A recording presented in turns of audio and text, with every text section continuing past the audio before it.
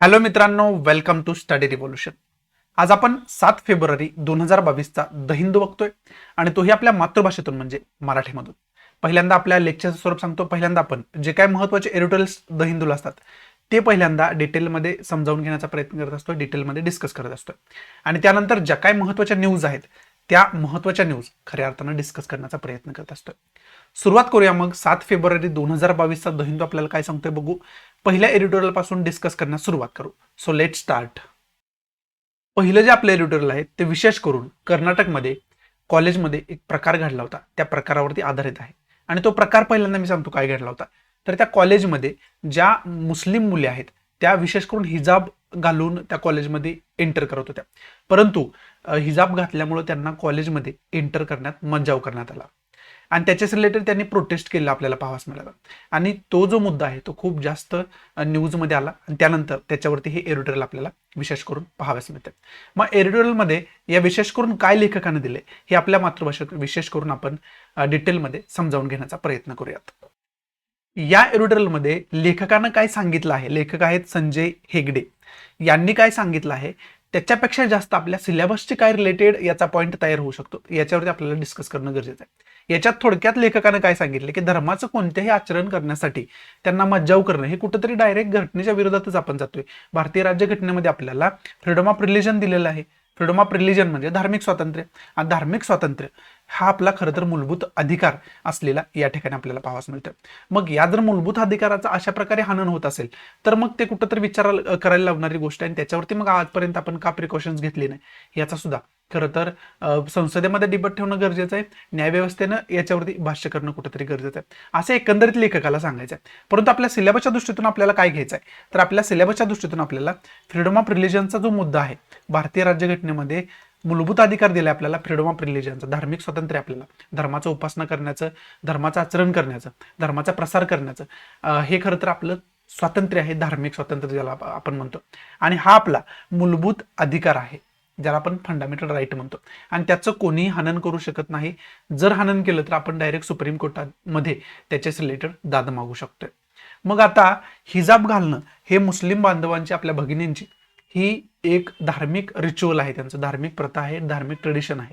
त्यांच्या धर्मामध्ये बुरखा घालणं, हिजाब घालणं हे त्यांच्या धर्माचा एक पार्ट आहे. परंतु जर अशा प्रकारे कॉलेजमध्ये नियम बनवले गेले की हिजाब घातला म्हणून कॉलेजमध्ये एंटर केलं जाणार नाही, दिली जाणार नाही, अशा प्रकारचे जर कृत्य होत असतील तर मग हे कुठं तर आपल्या व्यवस्थेला, आपल्या भारतीय राज्यघटनेच्या दृष्टीतून जर आपण बघितलं तर हे कुठं तर लाजिरवाणे आहे. हा प्रकारच एकंदरीत मला तर वाटतं गलिच्छ आहे.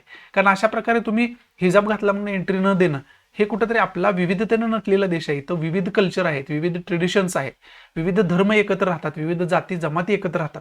म्हणून तर आपल्या देशाला जगामध्ये पहिल्या जास्त करून ओळखलं कशामुळे जातं तर विविधतेमध्ये एकता आहे आपली. अनेक जाती, अनेक जमातीचे, अनेक धर्माचे, अनेक कल्चरचे लोक एकत्र राहतात आणि एकात्मता आपल्या देशाच्या प्रती एकनिष्ठता दाखवतात.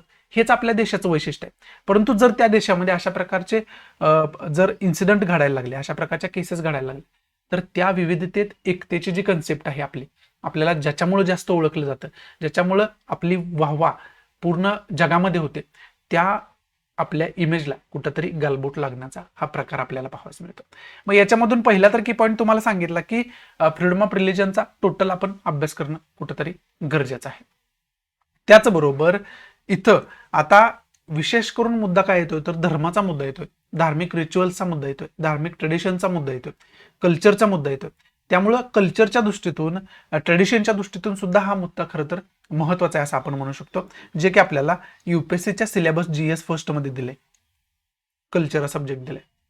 मग त्या दृष्टीनं सुद्धा याच्याकडे आपण बघणं गरजेचं आहे. केस स्टडी म्हणून सुद्धा याचा डिटेलमध्ये अभ्यास करणं कुठेतरी गरजेचं आहे. लेखकाने हिंदू धर्मामधली काय उदाहरण दिलेले आहेत त्याच्यामध्ये एक्झाम्पल त्यांनी दिले ते विशेष करून इथं खाली कृष्णा टेम्पल इडुप्पेमध्ये जे कनकदास आहेत, संत आहेत, विशेष करून त्यांना अनटचॅबिलिटी म्हणजे अस्पृश्यतेच्या नावाखाली त्यांना त्या मंदिरात प्रवेश दिला गेला नव्हता. म्हणजे ते लोअर कास्टचे होते, कनिष्ठ जातीचे होते असं मानलं जातं आणि त्या कनिष्ठ जातीचे असल्यामुळं त्यांना त्या मंदिरात प्रवेश दिला नाही. मग कथा ती काय सांगते तर कृष्णाचं मंदिर आहे त्या मंदिरात त्यांना प्रवेश दिला नाही, त्यामुळे त्यांनी मंदिराच्या समोर त्यांना कीर्तन गायला सुद्धा मज्जाव करण्यात आला. त्यामुळे मंदिराच्या पाठीमागे जाऊन ते कृष्णाची भक्ती करायला लागले, कृष्णाचं कीर्तन तिथंच गायला लागले. आणि त्या कथेमध्ये असं सांगितलं जातं की कृष्णानं त्याच्या भक्तीवरती प्रसन्न होऊन त्यांना मंदिराच्या पाठीमागची भिंत जी आहे ती कोलॅप्स करून त्यांना दर्शन दिलं होतं. आणि आज सुद्धा तिथं ते ट्रेडिशन आहे, ती जी भिंत आहे पाठीमागची ती तिथं एक विंडो सारखी डोअर केलेली आहे कृष्णाच्या दर्शनासाठी. मग हे जे आहे ते विशेष करून काय सांगतं तर देवाने याच्यामध्ये कधी सुद्धा भेदभाव केला नाही की त्याचा भक्त कुठल्या धर्माचा आहे, कुठल्या जातीचा आहे. मग याच्यामध्ये लेखकाने विशेष करून सांगितले की आपण कोण आहोत याच्यामध्ये भेदभाव करणारे. त्यामुळे विशेष करून आताच्या समाजाला काय झालंय की धर्म ही कन्सेप्ट नेमकी समजली नाही, नेमकं धर्म कशाला म्हणायचं आणि धर्मामध्ये नेमक्या रिअल तरतुदी काय काय आहेत हे आताच्या समाजाला समजलं नाही. हे सुद्धा कुठंतरी एक वेगळा पॉईंट लेखकानं याच्यामध्ये सांगायचा प्रयत्न केला. परंतु हे तेवढंच इम्पॉर्टंट आपल्यासाठी जरी नसलं तरी इथं डॉक्टर बाबासाहेब आंबेडकरांचं घटनेबद्दल काय मत होतं ते सुद्धा आपल्याला सांगितलं. मग याच्यावरून आपण काय घ्यायचं आहे हे त्यांचं स्टेटमेंट वगैरे सांगितले, पण स्टेटमेंट एवढं महत्वाचं नाही. आपल्याला महत्वाचं काय, भारतीय राज्यघटनेमध्ये डॉक्टर बाबासाहेब आंबेडकर, भारतरत्न डॉक्टर बाबासाहेब आंबेडकर यांचं खूप मोठं योगदान आहे. खूप महत्वाची भारतीय राज्यघटनेच्या दृष्टीतून खूप महत्वाची पर्सनॅलिटी डॉक्टर बाबासाहेब आंबेडकरांना मानलं जातं. घटनेचे शिल्पकार त्यांना त्याच्यासाठीच मानलं जातं. त्यामुळे खऱ्या अर्थानं आपल्याला काय करायचं आहे की डॉक्टर बाबासाहेब आंबेडकर ही जे काय महत्वाची पर्सनॅलिटी, त्या पर्सनॅलिटी विषयीची डिटेल इन्फॉर्मेशन आपल्याला असायला पाहिजे, जे की मी लेक्चर ऑलरेडी बनवून आपल्या इम्पॉर्टंट पर्सनॅलिटी या प्लेलिस्टच्या अंतर्गत अपलोड करून ठेवलेलं आहे. ते लेक्चर जर तुम्ही बघितलं नसेल तर लेक्चर बघून घ्या, जेणेकरून तुम्हाला डॉक्टर बाबासाहेब आंबेडकर या पर्सनॅलिटीविषयी डिटेल इन्फॉर्मेशन मिळून जाईल. हा पहिला. दुसरा खऱ्या अर्थानं की पॉईंट ठरू शकतो, पहिला तर इथे सांगितलं होतं मला मी. त्याचबरोबर डॉक्टर बाबासाहेब आंबेडकरांचा रोल काय होता भारतीय राज्यघटनेमध्ये, जसं की पहिला तर की पॉईंट त्याच्यातला डिस्कस करायला झालं तर ते मसुदा समितीचे अध्यक्ष होते. मग त्या अनुषंगाने आपण अभ्यास करून ठेवायला पाहिजे की डॉक्टर बाबासाहेब आंबेडकरांचा रोल भारतीय राज्यघटनेमध्ये काय होता. त्याचबरोबर हिस्ट्रीमध्ये विशेष करून दलितांसाठी खूप चांगल्या पद्धतीचं कार्य त्यांनी करून ठेवले, प्रेरणा घेण्यासारखं कार्य त्यांनी करून ठेवले. मग त्या अनुषंगाने सुद्धा त्यांचा एक वेगळा अभ्यास आपण करून ठेवणं कुठंतरी गरजेचं आहे, असं आपण या न्यूजमधून एडिटोरियलमधून घेऊ शकतो. त्याचबरोबर इथं काय केसेसचा उल्लेख आलाय, मग त्या केसेस कोणकोणत्या आहेत तर त्याच्यामध्ये शिरूर मठ केस ही एक केस दिली. याच्यामध्ये सुप्रीम कोर्टानं काय काय जजमेंट दिलं होतं ते सुद्धा आपल्याला डिटेलमध्ये माहिती असणं कुठंतरी गरजेचं आहे. त्याबरोबर 3 years after Shirur math in 1957 म्हणजे 1957 मधली ही केस असलेली आपल्याला पाहावस मिळते. आणि त्याच्यानंतर 3 वर्षानंतर एक केस सुप्रीम कोर्टामध्ये आणखी झाली होती, त्याच्यामध्ये जजमेंट सुप्रीम कोर्टाचं आलं होतं अशा प्रकाराशी रिलेटेडच. मग त्याच्यामध्ये श्री व्यंकटरमण देवरू वर्सेस स्टेट ऑफ मैसूर हे त्या केसचं नाव आहे. आणि याच्यामध्ये सुद्धा विशेष करून मंदिरात प्रवेश देण्याच्या मुद्द्यावरून सुप्रीम कोर्टानं जजमेंट दिलेलं आपल्याला पाहावस मिळतं. त्यामुळे या केसशी रिलेटेड सुद्धा इन्फॉर्मेशन आपण डिटेलमध्ये काढून ठेवणं अत्यंत गरजेचं होऊन बसतं.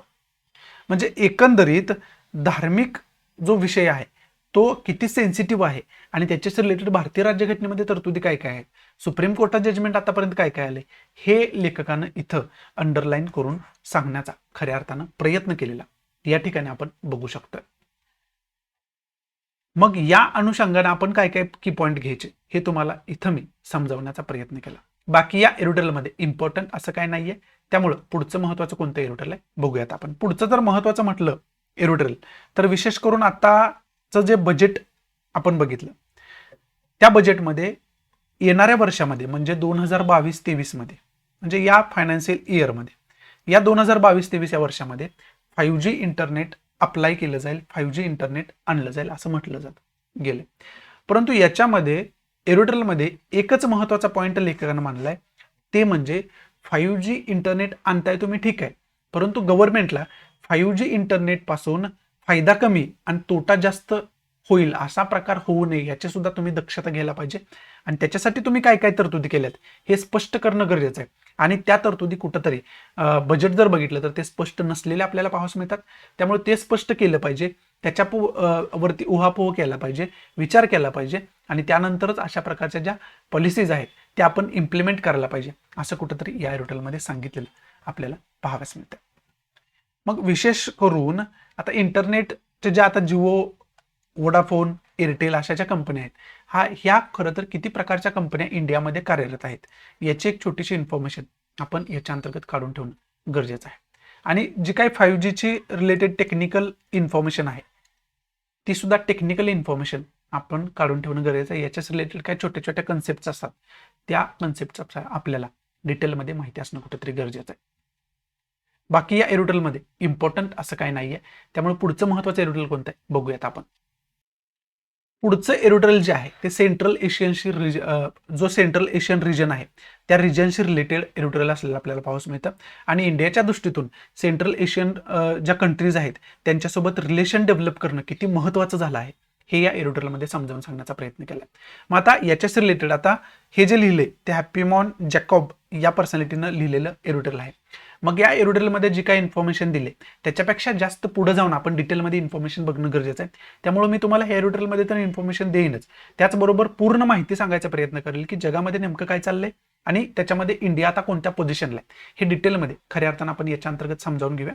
त्याच्या अगोदर इथं इंडिया सेंट्रल एशिया समिट जे आहे त्या समिटविषयी बोलले गेले आणि त्या समिटमधले काय आउटकम्स आहेत ते सांगितले, ते आपण बघणारच आहोत पुढं. त्याचबरोबर इंडिया सेंट्रल एशिया डायलॉग हे सुद्धा बोलले गेले. म्हणजे एकंदरीत हे जे एरोटेल आहे ते इंडिया सेंट्रल एशियन कंट्रींसोबत कशा पद्धतीनं रिलेशन डेव्हलप करेल आणि त्याच्यामध्ये इंडियाला काय काय चॅलेंजेस आहेत आणि ते चॅलेंजेस इंडिया येणाऱ्या भविष्यात कशा पद्धतीने टॅकल करू शकेल आणि जर त्याच्यामध्ये आपण अयशस्वी ठरलो तर त्याचे परिणाम आपल्यावरती काय होतील हे समजून घेण्यासाठी जगाचे एकंदरीत पॉलिटिक्स समजून घेणं आपल्याला गरजेचं आहे.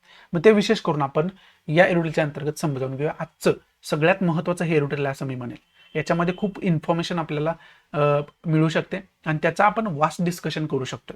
त्यामुळे ते मॅपच्या माध्यमातून आपण समजावून घेऊया म्हणजे तुम्हाला चांगल्या पद्धतीनं समजून घेता येईल.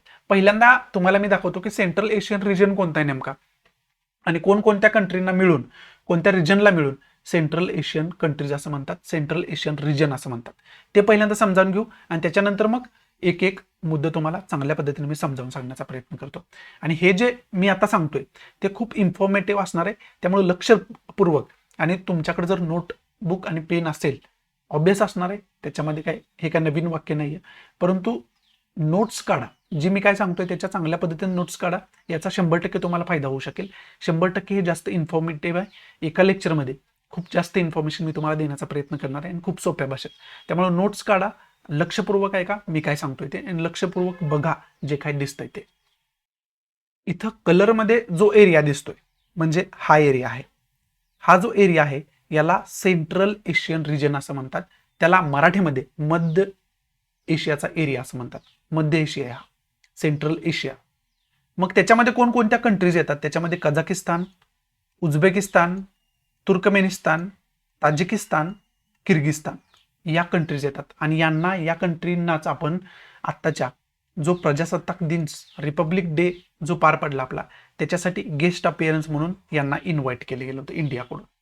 आणि ते एक पॉलिटिक्स असलेलं आपल्याला पाहायला मिळतं की या कंट्रीसोबत आता आपल्याला चांगलं रिलेशन डेव्हलप करणं खूप गरजेचं झालेलं आहे. मग ते खूप गरजेचं झालं ही जर आपण मॅप झूम इन करून बघितला तर चांगल्या पद्धतीनं तुम्ही इथं बघू शकताय या कंट्रींचं लोकेशन.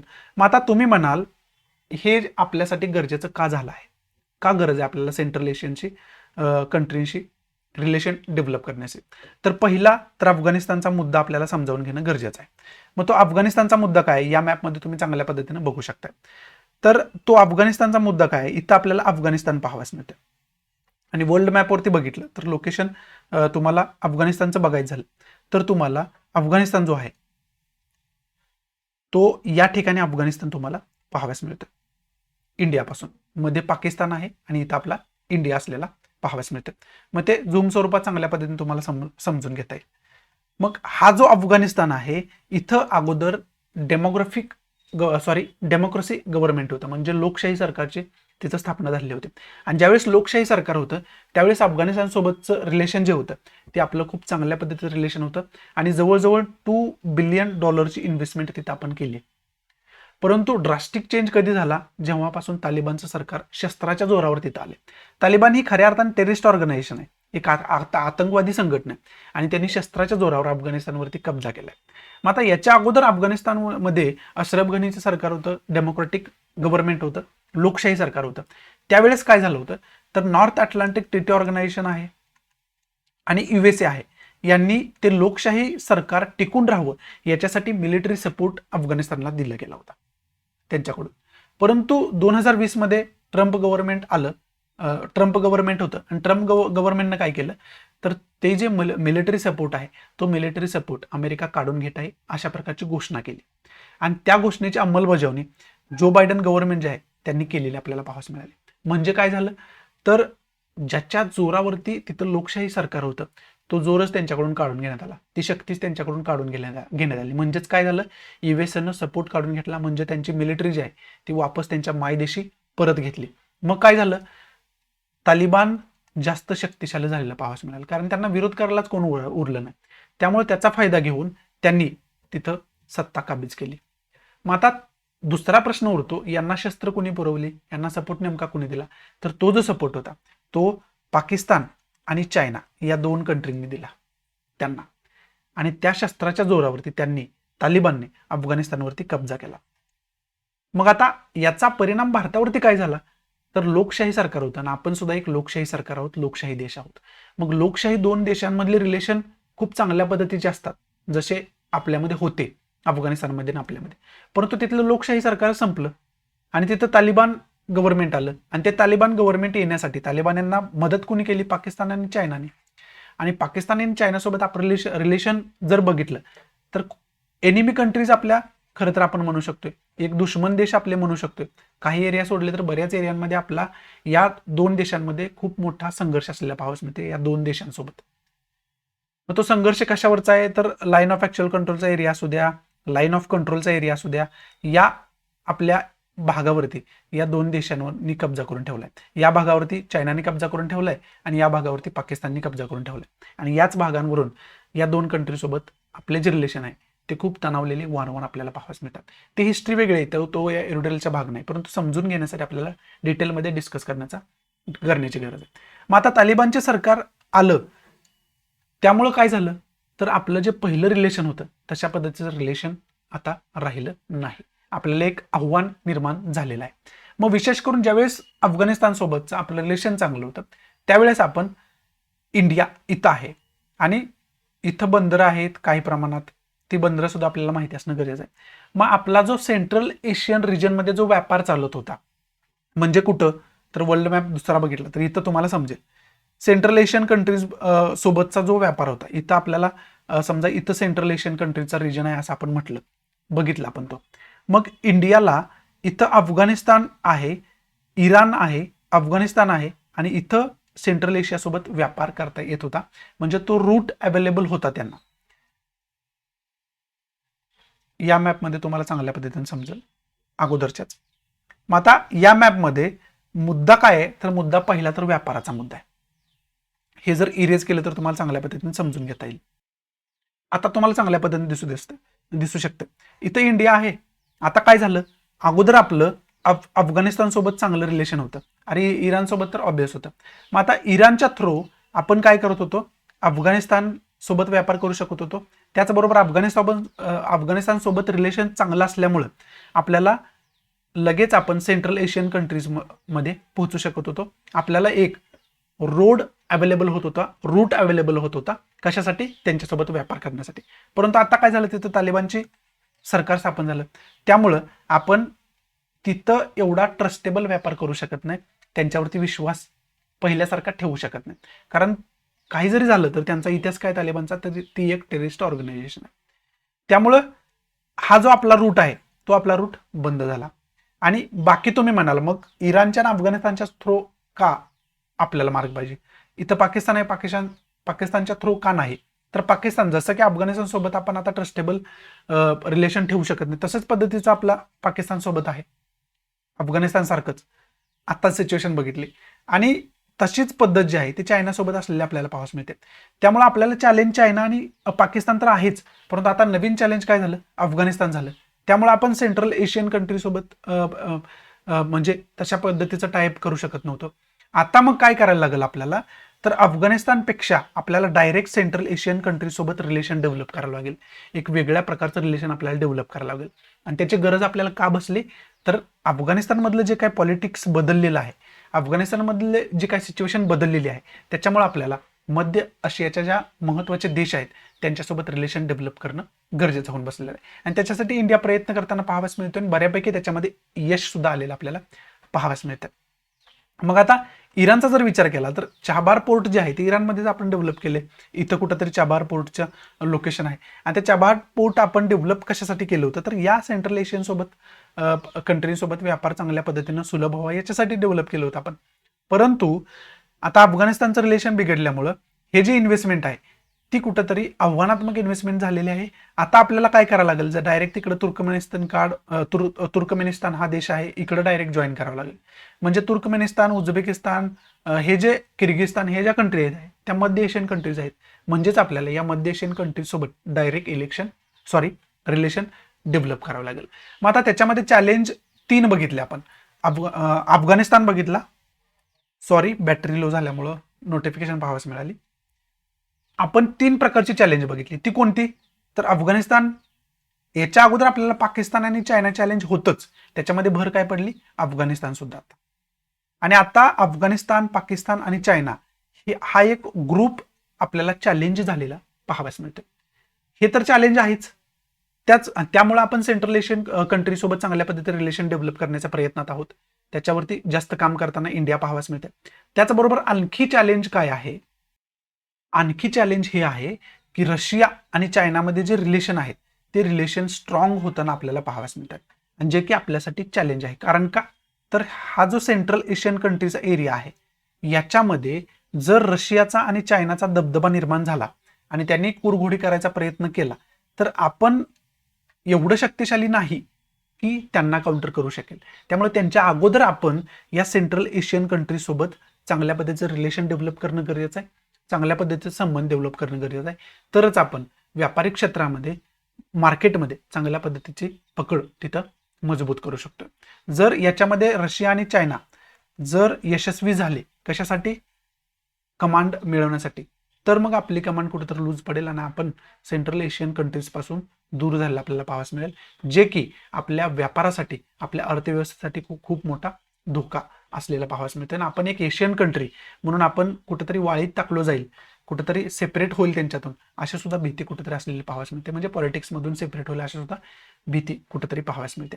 आणि दुसरा मुद्दा काय तर या अफगाणिस्तानला आतापर्यंत USA सपोर्ट करत होतं डेमोक्रेटिक गव्हर्नमेंटसाठी, बरोबर आहे. परंतु याच्या अगोदर म्हणजे डेमोक्रेटिक गव्हर्नमेंट यायच्या अगोदर तिथं तालिबानची सत्ता त्याच्या अगोदर सुद्धा होती आणि त्या तालिबानला काढून टाकण्यासाठी रशियानं प्रयत्न केलं होतं याच्या अगोदर. परंतु रशियाला अफगाणिस्तान सोडून जावं लागलं होतं आणि त्यानंतर पुन्हा तालिबानची सत्ता तिथं आलेली आपल्याला पाहावयास मिळाली होती. आणि तशीच सेम कंडिशन आता युनायटेड स्टेट सोबत झालेली पाहावयास मिळाली. म्हणजे 2 कंट्रींनी इथं तालिबानची सत्ता हटवण्याचा प्रयत्न केलाय. त्याच्यामध्ये रशिया अगोदर होता, त्यानंतर USA आला. दोन्ही कंट्रीज आहेत ते त्याच्यामध्ये अयशस्वी झालेल्या पाहावयास मिळाल्या. पुन्हा तालिबान तिथं सत्तेवर आलेलं पाहावयास मिळतं. हा खरं तर 1990 पासूनचा ते 2020 पर्यंतचा कालावधी आपण बोलतोय. या कालावधीमध्ये 2 कंट्रींनी तिथं प्रयत्न केला डेमोक्रेटिक गव्हर्नमेंट स्थापन करण्याचे, स्वतःच्या आर्मीचा सपोर्ट देण्यासाठी प्रयत्न केला, पण दोन्ही कंट्री त्याच्यामध्ये अयशस्वी ठरल्या. मग त्याच्यामध्ये आता दुसरा मुद्दा एक काय तर युक्रेनचा मुद्दा आहे. युक्रेन इथं कुठंतरी युरोपियन कंट्री असलेले आपल्याला पाहावयास मिळते आणि त्या युक्रेनचा रशियाचा संघर्ष एक वेगळा संघर्ष आहे. आणि त्या संघर्षामध्ये USAनं काय केलंय, USA आणि पुन्हा नाटो इथं पिक्चरमध्ये आला.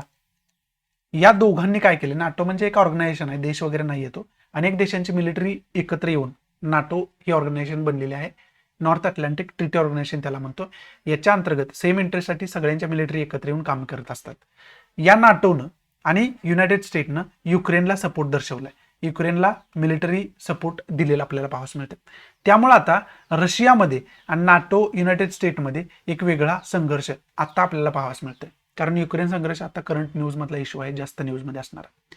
त्यामुळे आता काय झालं, बीजिंग ऑलिम्पिकमध्ये चायनानं रशियाला इन्व्हाइट केलं होतं एक गेस्ट अपिअरन्स म्हणून. त्याच्यामध्ये पाकिस्तान पण होता, पण मुद्दा इथं रशियाला इन्व्हाइट करण्याचा. आणि त्याच्यामध्ये समाज माध्यमातून असं बोललं जाते की रशियाचे जे व्लादिमीर पुतिन आहेत ते बीजिंग ऑलिम्पिकच्या नावाखाली त्यांच्यामध्ये बाकी सुद्धा गलबत झालेली महत्वाची पाहावयास मिळतात.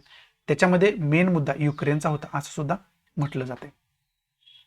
त्यामुळे आता एक नवीन संघर्ष काय झाला तर रशिया, चायना बाकी कंट्री ज्या इथल्या महत्त्वाच्या आहेत प्रो कंट्री यांना, आणि मग युनायटेड स्टेट आणि बाकी युरोपियन कंट्री, या दोघांचे एक 2 पार्ट निर्माण झालेत आणि या 2 पार्टमध्ये 2 ग्रुपमध्ये एक वेगळा संघर्ष निर्माण झालाय. त्यामुळे आता इंडिया जो आहे तो मध्य पोझिशनला आहे. म्हणजे त्यांना ना रशियाच्या विरोधात बोलता येते इंडियाला म्हणजे आपल्याला, ना युएसएच्या विरोधात बोलता येते. कारण दोन्ही कंट्री सोबतचे जर संबंध आपले बघितले तर तेवढ्याच पद्धतीचे चांगले आणि डेव्हलप झालेले संबंध आहेत.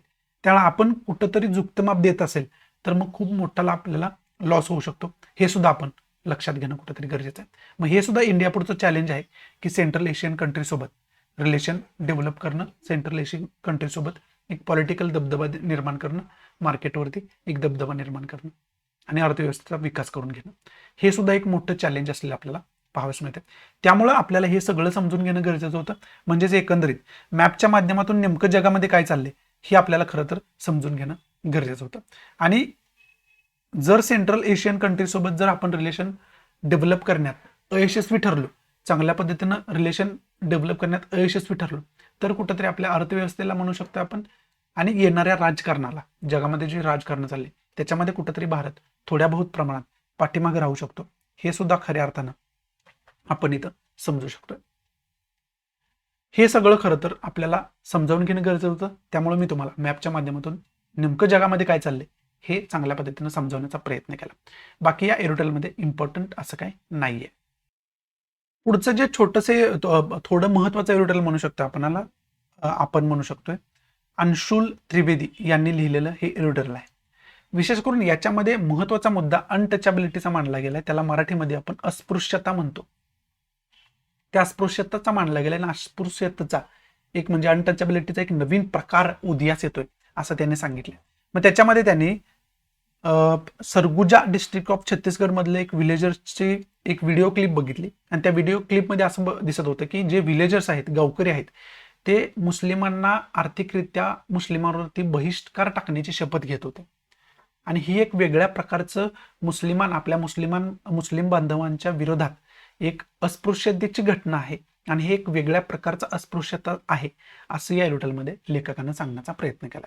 मग अनटचॅबिलिटीशी रिलेटेड भारतीय राज्यघटनेमध्ये काय तरतुदी आहेत आणि इतिहासामध्ये अनटचॅबिलिटीशी रिलेटेड समाजकार्य कोणी कोणी केले याची डिटेल इन्फॉर्मेशन आपल्याला कुठेतरी असणं गरजेचं आहे. याच्यामध्ये महत्वाची पर्सनॅलिटी म्हणजे doctor B.R. Ambedkar, doctor Babasaheb Ambedkar ही पर्सनॅलिटी आहे की यांनी अनटचॅबिलिटी कशा पद्धतीनं दूर होईल याच्यासाठी खूप जास्त आपल्याला काम केलेलं पाहावयास मिळतं. आपलं पूर्ण जीवन जे आहे ते त्याच्यासाठी व्यतीत केलेलं त्यांनी आपल्याला पाहावयास मिळतं. त्यामुळे त्या अनुषंगाने त्यांचा सुद्धा आपण अभ्यास करणं कुठेतरी गरजेचं आहे. आणि एकंदरीत अनटचॅबिलिटी ही जी काय कीड लागली आपल्या समाजाला त्याचा सुद्धा आपण डिटेलमध्ये अभ्यास करणं कुठेतरी गरजेचं आहे. बाकी या एरोटेलमध्ये इम्पॉर्टंट असं काही नाही. इथं आपले महत्त्वाचे एरोटेल समाप्त होत आहे. आता आपण महत्त्वाच्या न्यूज कोणत्या आहेत त्या बघण्यासाठी सुरुवात करूयात. आपली जी पहिली न्यूज आहे ती भारताची गानकोकिळा भारतरत्न लता मंगेशकर यांच्याशी रिलेटेड आहे. लता दिदींशी रिलेटेड पहिली न्यूज पाहावयास मिळते. रात्री मी लता दिदींची इन्फॉर्मेशन सांगणार एक वेगळं व्हिडिओ लेक्चर रेकॉर्ड केलं होतं. सकाळी ते पब्लिश सुद्धा झालं, तुम्ही बघितलं असेल. त्याच्यामध्ये सर्व लता दिदींची काही बेसिक इन्फॉर्मेशन आहे. त्यांचा जन्म कुठे झाला, कधी झाला, त्यांना कोणकोणते पुरस्कार दिले गेलेत, सन्मान कोणकोणते दिले गेलेत, हे सर्व इन्फॉर्मेशन त्यांच्या फॅमिली मेंबरची इन्फॉर्मेशन, ही सर्व इन्फॉर्मेशन त्या छोट्याशा व्हिडिओमध्ये मी देण्याचा प्रयत्न केला आहे. ते जर तुम्ही बघितलं नसेल तर अवश्य बघून घ्या.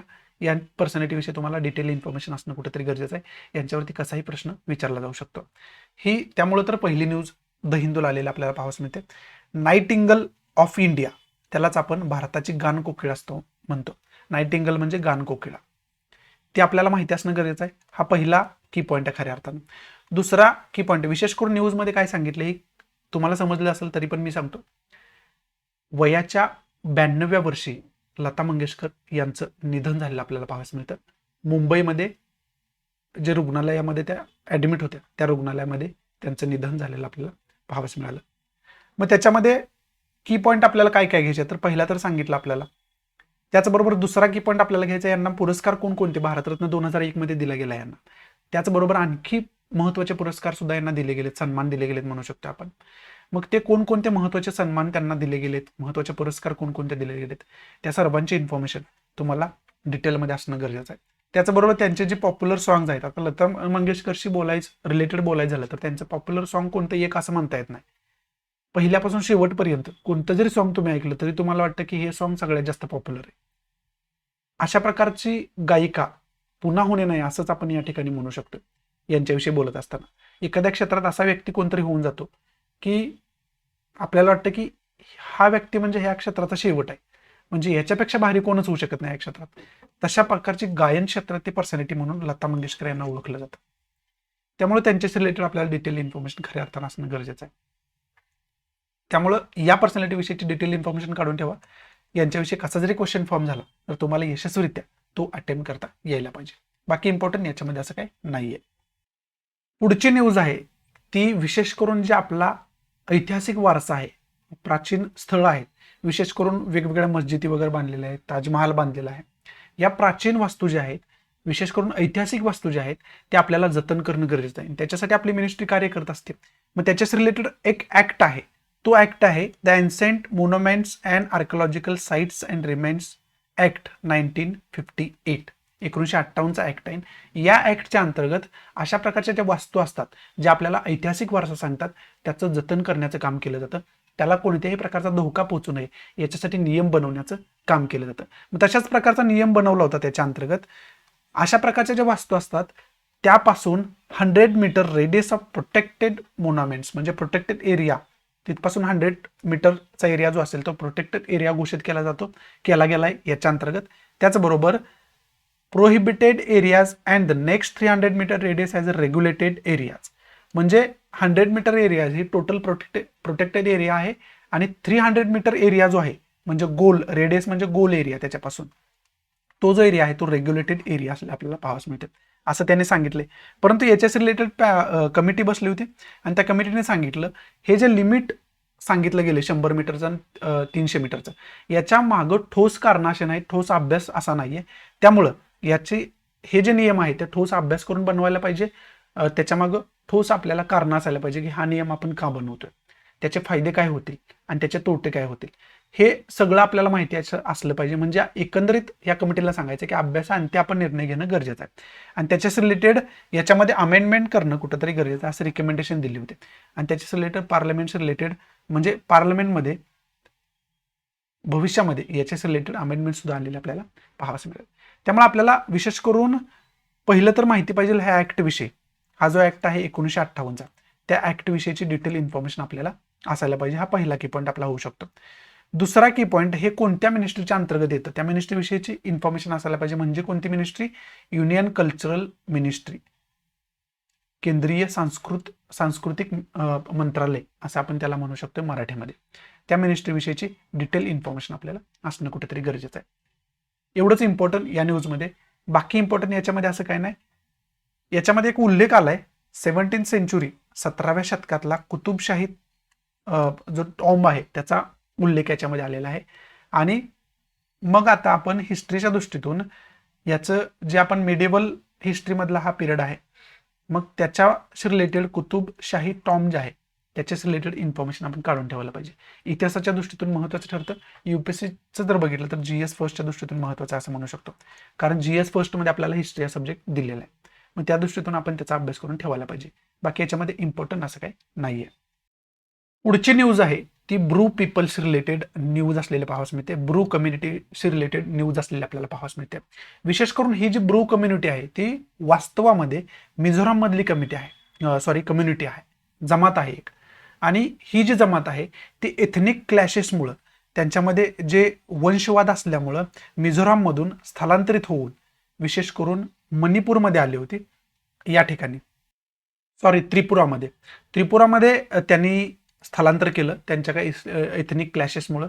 विशेष करून मिझोराम मधले ते पीपल्स आहेत. ओरिजिनली ते बिलॉंग कुठून करतात? मिझोराम या स्टेट मधून करतात.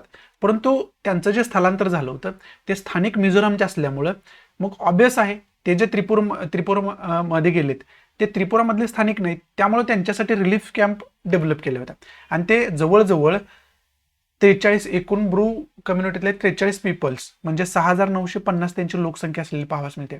आणि ते रिलीफ कॅम्पमध्ये वेगवेगळ्या विशेष करून त्रिपुरामध्ये राहताना पाहावयास मिळतात. मग सेंट्रल मिनिस्ट्री विशेष करून याच्याशी रिलेटेड मिनिस्ट्री जी आहे ती कोणती आहे तर social empowerment and justice he ministry आहे. आणि त्याच्या मिनिस्टर कोण आहेत तर भौमिक या त्याच्या प्रतिमा भौमिक या त्याच्या युनियन मिनिस्टर असलेल्या आपल्याला पाहावयास मिळतात. आणि त्यांनी आत्ताच सांगितलंय की त्यांचं जे रिहॅबिलिटेशनचं काम आहे किंवा त्यांचं आपण म्हणू शकतोय जे पुनर्वसनाचं कार्य आहे, पुनर्वसनाचं काम आहे ते 31 मार्च पर्यंत कंप्लीट होईल असं त्यांनी आपल्याला सांगितलेलं आहे. त्यांनी समाज माध्यमांना उद्देशून बोललेलं आहे. मग त्याच्यामध्ये हे कधी स्थलांतरित झाले तर 1997 पासून हे जे आहेत ते मिझोराममधून त्रिपुरामध्ये स्थलांतरित म्हणून राहत आहेत. मग यांच्याशी रिलेटेड आतापर्यंत आपण न्याय देऊ शकलो नाही, गव्हर्नमेंट न्याय देऊ शकलं नाही. त्यामुळं खरं तर ही जी न्यूज आहे ते खूप महत्त्वाची ठरते. 31 मार्च पर्यंत यांचं टोटल रिहॅबिलिटेशन होणार आहे, त्यांचं टोटल पुनर्वसन होणार आहे. मग याच्या अनुषंगाने, या न्यूजच्या अनुषंगाने आपल्याला एकच महत्त्वाचा की पॉईंट घ्यायचा आहे, तो पण म्हणजे ब्रू कम्युनिटी जे आहे, ब्रू पीपल जे आहेत त्यांच्याविषयी डिटेल इन्फॉर्मेशन आपल्याला असायला पाहिजे. याच्यावरती डायरेक्ट क्वेश्चन फॉर्म होऊ शकतो. अनेक वेळा UPSC असू द्या, MPSC असू द्या, यांनी वेगवेगळ्या जाती जमातींवरती क्वेश्चन विचारले गेलेत, वेगवेगळ्या कल्चरवरती क्वेश्चन विचारले गेलेत. त्यामुळं त्या दृष्टीतून आपल्याला ही जी न्यूज आहे ती खूप महत्त्वाची न्यूज ठरते. त्यामुळं ब्रू कम्युनिटीचा इतिहास काय आहे, त्यांची डिटेल इन्फॉर्मेशन आपण विशेष करून काढून ठेवायला पाहिजे. त्यांची बेसिक इन्फॉर्मेशन इथंच मी तुम्हाला सांगितले, आणखी डिटेल इन्फॉर्मेशन त्यांची काढून ठेवा. त्यामुळं याच्यावरती कसा जरी क्वेश्चन फॉर्म झाला तरी तुम्हाला यशस्वीरित्या तो अटेम्प्ट करता येऊ शकतो. पुढची न्यूज आहे ते सायंटिफिक दृष्ट्या महत्त्वाची असं आपण म्हणू शकतोय, त्याचबरोबर जैवविविधतेच्या दृष्टीतून महत्त्वाची असं आपण म्हणू शकतोय. नवीन इन्सेक्टची जी प्रजाती आहे ती आढळलेली पाहाव्यास मिळते. विशेष करून ब्लॅक पर्चर ज्याला म्हटलं जातं किंवा ब्लॅक ग्राउंड स्कीमर सुद्धा त्याला म्हटलं जातं. ही एक ड्रॅगन फ्लायची आपण म्हणू शकतोय प्रजाती आहे. इथं चित्रात सुद्धा, इमेजमध्ये सुद्धा तुम्ही चांगल्या पद्धतीनं बघू शकता. त्याच्यामधली एक नवीन प्रजाती आढळलेली पाहाव्यास मिळते. ती प्रजाती जी आहे ती शेषाचलम हिल्स रेंजमध्ये सापडले रिसेंटलीच. त्याचं सायंटिफिक इन्फॉर्मेशन, त्याचं जे फायलम आहे ते आर्थ्रोपोड आहे, क्लास आहे ते इन्सेक्टा आहे आणि ऑर्डर आहे ते ओडोनाटा ही ऑर्डर असलेली त्याची पाहाव्यास मिळते. ही त्याची सायंटिफिक इन्फॉर्मेशन आहे. आणि अशा प्रकारच्या सायंटिफिक इन्फॉर्मेशनवरती क्वेश्चन प्रीला सुद्धा अनेक वेळा विचारला गेला आहे. त्यामुळे ही सायंटिफिक इन्फॉर्मेशन तुम्ही लक्षात ठेवण्याचा प्रयत्न करा. याला ड्रॅगन फ्लाय ब्लॅक पर्चर असं म्हटलं जातं. त्याच्या सायंटिफिक इन्फॉर्मेशनवरती क्वेश्चन फॉर्म झाला तर होऊ शकतो. त्यामुळे सायंटिफिक इन्फॉर्मेशन, त्याचा क्लास कोणता आहे, ऑर्डर काय आहे, फायलम आहे, त्याची इन्फॉर्मेशन ठेवण्याचा खऱ्या अर्थानं प्रयत्न करा. बाकी या न्यूजमध्ये इम्पॉर्टंट असं काही नाही आहे. पण आणखी पॉईंट एक राहिला तुम्हाला सांगायचा, शेषाचलम हिल रेंज आहे त्याचा उल्लेख इथं आलाय. मग शेषाचलम हिल रेंज विषयी सुद्धा इन्फॉर्मेशन जर इंटरनेटवरून मिळत असेल तर ती सुद्धा इन्फॉर्मेशन काढून ठेवा. जॉग्राफी या सब्जेक्टच्या दृष्टीतून ते महत्त्वाचं होऊन बसतं. पुढं एक महत्त्वाची आकडेवारी आहे. ती आकडेवारी आपल्याला आन्सर रायटिंगसाठी खूप महत्त्वाची होऊ शकते. आणि आकडेवारीवरती शक्यतो प्रीला क्वेश्चन सुद्धा फॉर्म होऊ शकतो. आकडेवारीवरती अनेक वेळा क्वेश्चन विचारला गेला, त्यामुळे तशा पद्धतीचा MPSCला वगैरे क्वेश्चन विचारला जाऊ शकतो.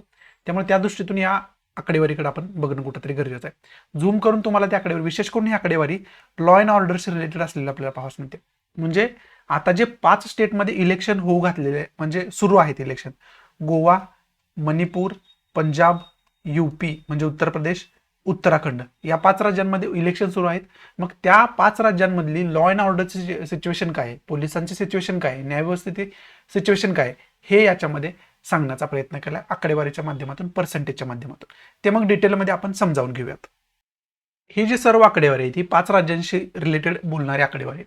मग त्याच्यामध्ये इंडिकेटर्स काय दिलेत तर कॉन्स्टेबल वॅकन्सी या स्टेटमध्ये कॉन्स्टेबल रिक्त पदं किती आहेत, पर्सेंटेजमध्ये हे दिले. 2020 मधली, 2019 मधली ही आकडेवारी पाहाव्यास मिळते. मग त्याच्यामध्ये कॉन्स्टेबल वॅकन्सीशी रिलेटेड बोलायचं झालं तर गोव्यामध्ये 4.4% कॉन्स्टेबल रिक्त आहेत, पदं रिक्त आहेत. मणिपूरमध्ये ते पर्सेंटेज 9.3% आहे. पंजाबमध्ये 6.8% ते पर्सेंटेज आहे. UP मध्ये 23.5% ते पर्सेंटेज आहे, जे की खूप हाय आणि आपण म्हणू शकतो की खूप भयानक कंडिशन तिथे पाहावयास मिळते. आणि उत्तराखंडमध्ये त्याच्यामध्ये 2.9% ही पर्सेंटेज आहे. पोलीस ऑफिसर्सची वॅकन्सी बघितली आपण तर ते पर्सेंटेजमध्ये गोवामध्ये 30% जास्त आहे, मणिपूरमध्ये 30.7% आहे, पंजाबमध्ये 18.9% आहे, यूपीमध्ये 40.4% आहे आणि उत्तराखंडमध्ये 8.6% मध्ये आहे.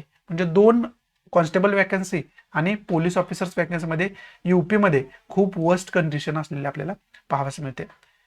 प्रायसन ऑफिसर्स म्हणजे कैद्यांसाठी जे ऑफिसर्स पद असतात जेल सांभाळण्यासाठी, त्याच्यामध्ये वॅकन्सी 2019 नुसार बघितली आपण तर गोवामध्ये 14.8% वॅकन्सी आहे, मणिपूरमध्ये 44.8% आहे, पंजाबमध्ये 41.2% आहे, यूपीमध्ये 43.1% आहे आणि उत्तराखंडमध्ये सगळ्यात जास्त म्हणजे 75.3% आहे.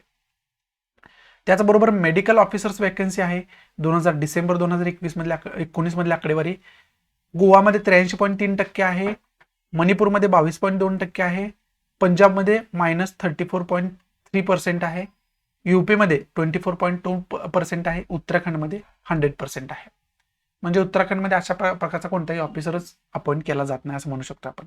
हायकोर्ट जज वॅकन्सी, हायकोर्टाचे उच्च न्यायालयाचे जे न्यायाधीश असतात त्यांच्या वॅकन्सी किती आहेत 2018-19च्या आकडेवारीनुसार 25% गोवामध्ये आहेत 25.8%, मणिपूरमध्ये 35% आहेत, पंजाबमध्ये 39.1% जे की सगळ्यात जास्त मानलं जाते या स्टेटमध्ये 5 स्टेटमध्ये कंपॅरिझन केलं तर, यूपीमध्ये 37.7% आहे आणि उत्तराखंडमध्ये 25% असलेले ही आकडेवारी पाहावयास मिळते.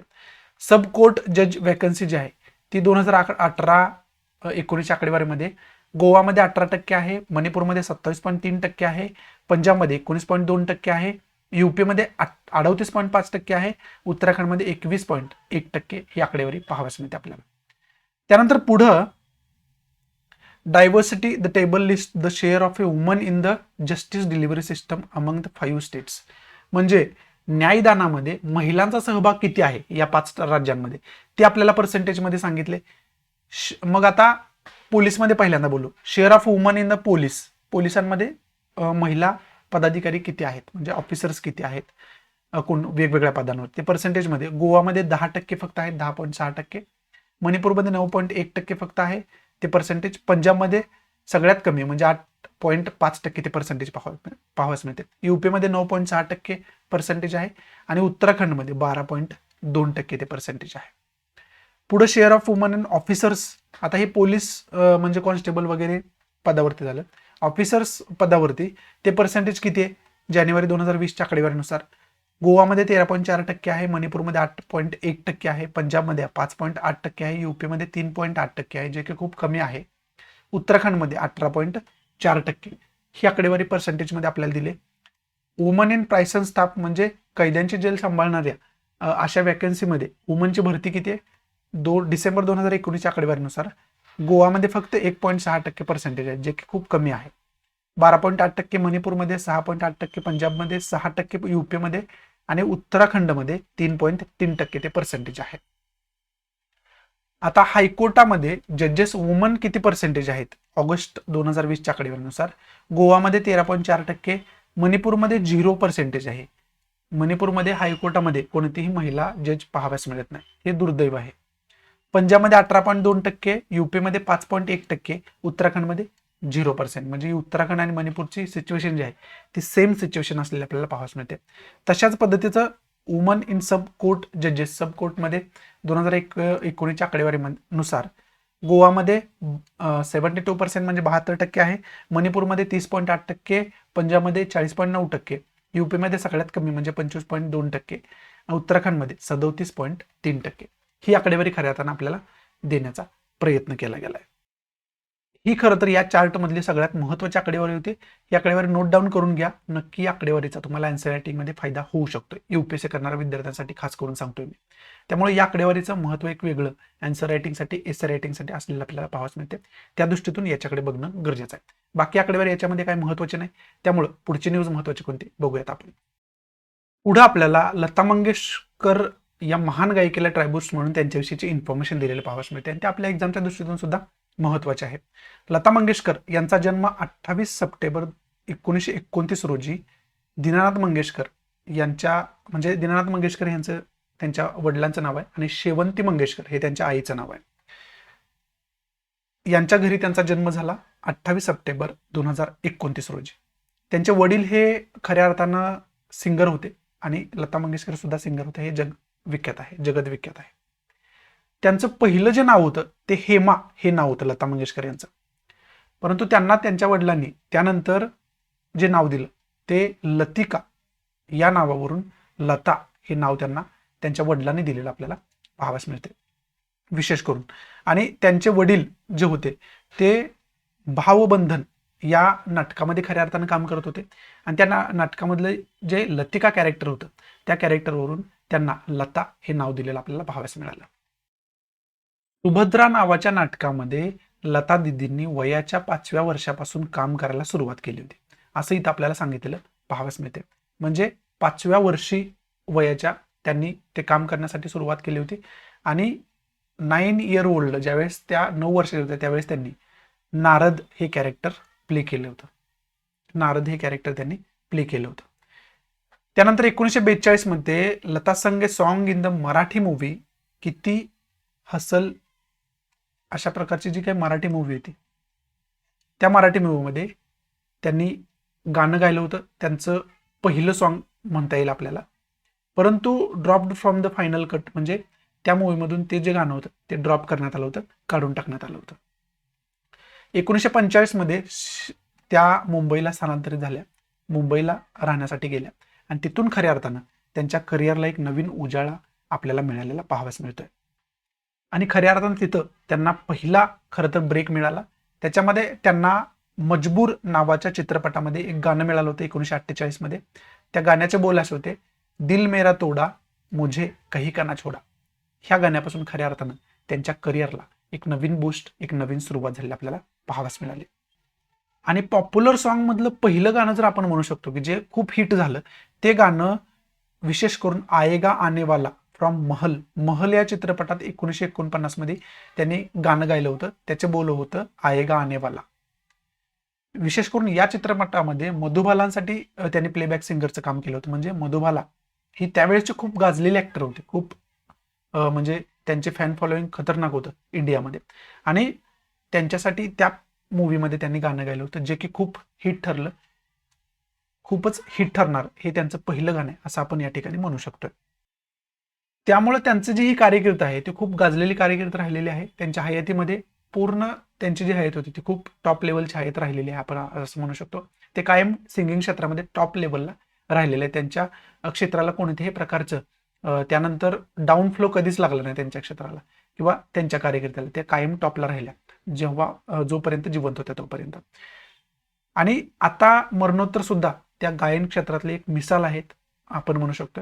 जसं तानसेनचं एक्झाम्पल दिलं जातं तसं इथून पुढे लोक लता मंगेशकरचं एक्झाम्पल देतील गायन क्षेत्रामध्ये. मग त्यांना अवॉर्ड्स कोणकोणते मिळालेले आहेत, म्हणजे सन्मान कोणकोणते मिळाले आहेत त्याला आपण खऱ्या अर्थानं हॉनर म्हणू शकतो. पद्मभूषण मिळाला त्यांना 1969 मध्ये, पद्मविभूषण मिळाला 1999 मध्ये आणि भारतरत्न मिळाला 2001 मध्ये. हे खरं तर महत्वाचे अवॉर्ड्स त्यांच्या आयुष्यातले खऱ्या अर्थानं मानले जातात. त्याचबरोबर त्यांना 1989 मध्ये दादासाहेब फाळके पुरस्कार मिळाला होता. फ्रान्स गव्हर्नमेंट कडून दिला जाणारा हायेस्ट सिव्हिलियन अवॉर्ड आहे तो सुद्धा त्यांना 2009 मध्ये मिळाला होता. हे खरं तर त्यांना जे सन्मानित केलं गेलं वेगवेगळ्या गव्हर्नमेंट्स कडून आपल्या देशाकडून त्याची लिस्ट आपण बघितली.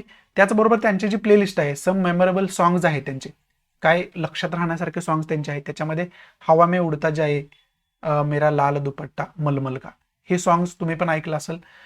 बरसात मूवी मधलं 1949 मधलं, अजीब दास्तां है, दिल अपना और प्रीत पराई 1960 मधलं गाणं आहे.